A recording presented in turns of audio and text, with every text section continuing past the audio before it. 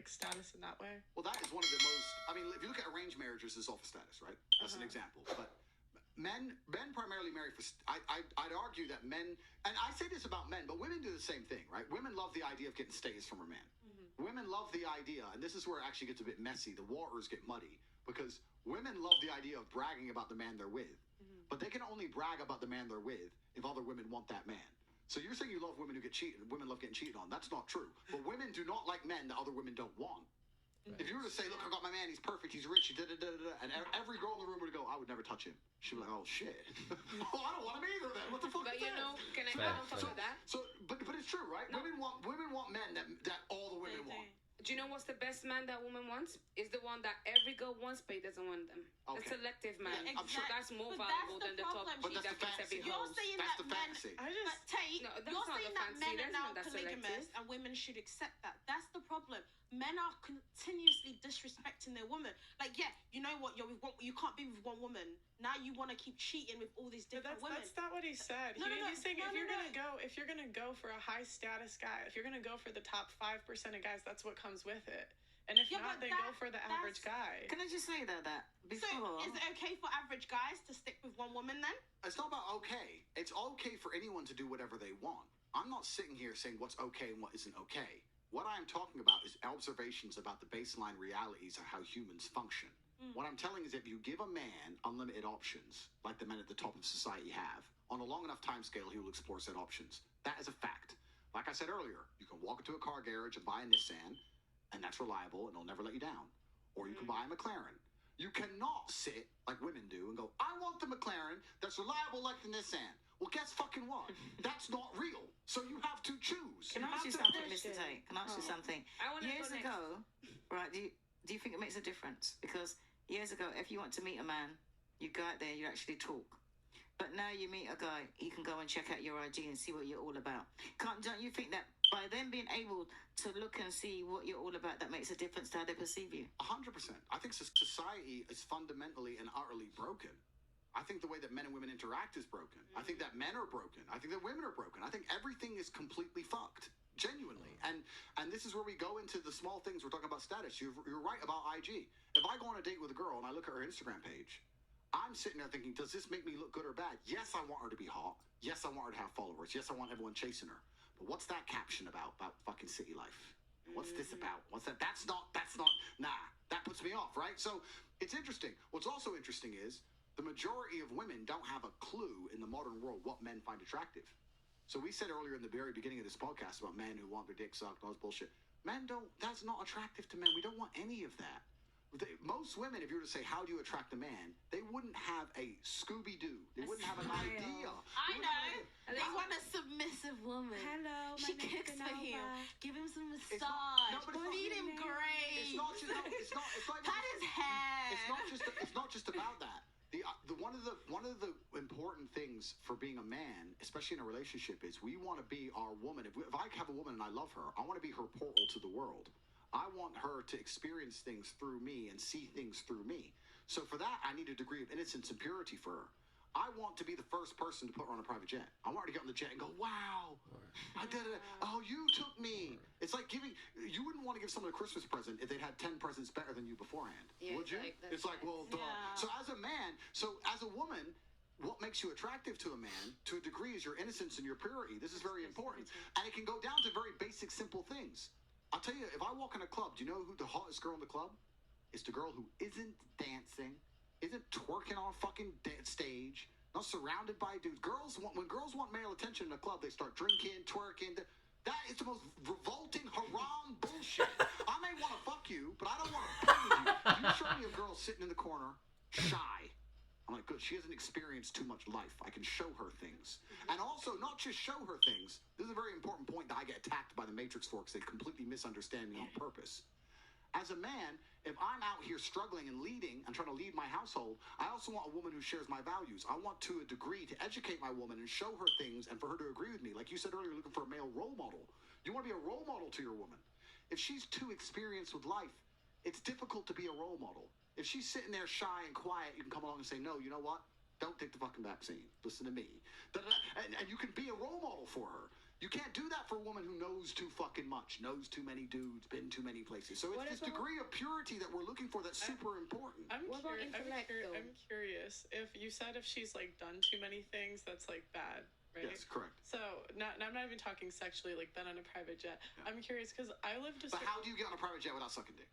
Oh, I was just curious because my dad's part of like he's top like 1% in terms of like income, and I was just curious, is it different if you did stuff with your dad? That's fine. What? Wait, what? What? No, not like that. Not sexual. Yo, nah, bro, that's that way. No, I meant like you said private jet. Yeah, private. Well, I know exactly what you're saying. Yeah. But my point is that we're looking for a true degree of innocence inside of females, and it's that innocence is going to make us feel protective over them, and that the protectiveness is going to make us be good men. Mm-hmm. Okay. So when we're looking at society as a whole and how broken it is, I understand that men have a massive role to play, women have a massive role to play, but a lot of the paternal instincts and instinctual behaviors of men, because the instinctual behavior of men is to die for his woman. Mm-hmm. Like someone comes to try and take her, pull a sword, die to defend her, right? Mm-hmm. If you're going through life and you find that men don't really feel about you that way, that's because a lot of their instinct is being eroded by the fact that you, like you said, they look through your IG or they look through your life and you've lived so much life, and they just feel like, there's nothing new I can bring to this girl's reality. But I don't feel like that's true, though, because, like, I think it's like, I get what you're saying to a degree, right? But it's like, you could be on a private jet 10 times, but it's going to be special because it's with you. Yeah. Not for him, it isn't. Not for him. For him, it's special because it's your first time. Because men, maybe it's a biological predisposition. Maybe it's just the way we're designed. But let's tie it back to sex. Virginity, first time. It's not that you've done it. It's that you've done it with the first time with me. That's what is important. It's experience as a whole that men find. It's just the truth. Call me misogynistic, cancel me, whatever. I'm telling the truth, I always have done. It's experience of life as a whole that men, to a degree, find off-putting. We don't want a woman who's had a bunch of trauma, had a bunch of experiences, done a bunch of shit, knows a bunch of people, been a bunch of places. That's the absolute opposite of what we want. We want the complete polar opposite of that. And what's funny is, women want men who have done those things. I'll tell you right now. Go out there and find a virgin woman. And say, do you want to have your first boyfriend? Do you want to lose your virginity to a virgin man or a man or a man who's had a couple girls? She'll choose a dude with experience as a virgin herself. Experience is always coveted and respected in men. It's the opposite in women. That's true. It's true. So we have to look at how fucked up the world is. Women, especially between their 18 and 28, or 18 and 25, let's say, are living these crazy lifestyles, these crazy lives, with the most important people, richest people on the planet, doing everything that can be experienced under the sun. And then at 29, 30, some dude's expected to come along, know he's second place to X, Y, Z, and be happy with that, and not allow it to hurt his ego, and sit there and pick it up and put a fucking brave face on. It kills him every day inside. That's the reality. He's in love with you. And you've been fucking where with fucking who? I can't afford a jet. I'm Joe Schmo. Okay. That fucking breaks their hearts. Do you think that hoes can ever be turned into housewives? Okay, I'll answer that question. And the answer is actually, truthfully, yes. Which I know a lot of people are confused by. They can. If you're a good enough, high enough level man, you absolutely can turn a hoe into a housewife. But why the fuck would you? Because you don't have to. A man like me, I could. But I'm not low on options, so I would never decide to do that. If you're a billionaire, could you can find an old rusty car and rebuild it, or you can just buy a new one, right? So it's not about what could be done, it's about what will be done. So once women hit a certain status of man, I don't think women are stupid. I actually argue the fact that women have a beautiful intuition. I think that women, to a degree, their intuition is truly almost psychic. The number of times I've come home and she's like, "You were cheating." And I was like, how the fuck did she know I was fucking cheating? Your intuition is real. You guys are smart, right? And if they get to a certain echelon of man, they're not going to go anywhere because there's nowhere else to go. They're going to get to a guy eventually. They're going to stop at the buck and go, you know what? Where am I going to surpass this specimen?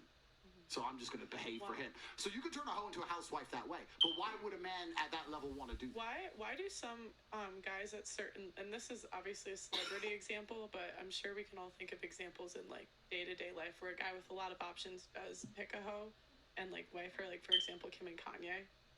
Because Kanye clearly has options. She right? did not want to be a housewife. No, she was a project. Okay, I understand. I'm just asking. Because some guys do pick. Yeah, they do, and it's a really good point. And I have nothing bad to say about Kanye. In fact, I think a lot of the work he's doing now in terms of attacking the Matrix is important. But I can give you a generalized answer. But it's a man who is not true to his masculine imperative, which is going to fall for the propaganda machine, which is being purported upon him, who's going to believe that all the crap that is being told by society, like a female's past doesn't matter and all this shit doesn't matter. This is what's interesting in the fight against the Matrix, because people always say to me, Andrew, why do you come here and say all these things? They're literally trying to destroy your life for what you say. And the truth is, as a man, you have two choices. You either fight against the programming and the brainwashing they're trying to put inside of all of our minds, or you end up fighting against yourself. If you're a man and you sit down and you believe the garbage that society's telling you about how society functions between men and women, you're going to end up getting fucking wrecked, like these dudes do. They sit there and go, just because she's fucked everyone doesn't mean she'll do it again. Just because, and they sit there like dummies, and they get fucking wrecked, right? You have to sit there as a man and go, no, I don't give a shit what society's telling me. I understand something, baseline about humanity, right? And that's why they make these poor choices, and a lot of men do make these poor choices, but it's only in the West. It's only in the West where this propaganda machine exists. You will not find a Russian billionaire doing this dumb shit. You will not find a Chinese billionaire doing this dumb shit. You do not go to Saudi and find a sheikh doing this dumb shit. None of it. You only find it in the West. Do you think the values of the West are spreading? What values? So name a value. Sorry.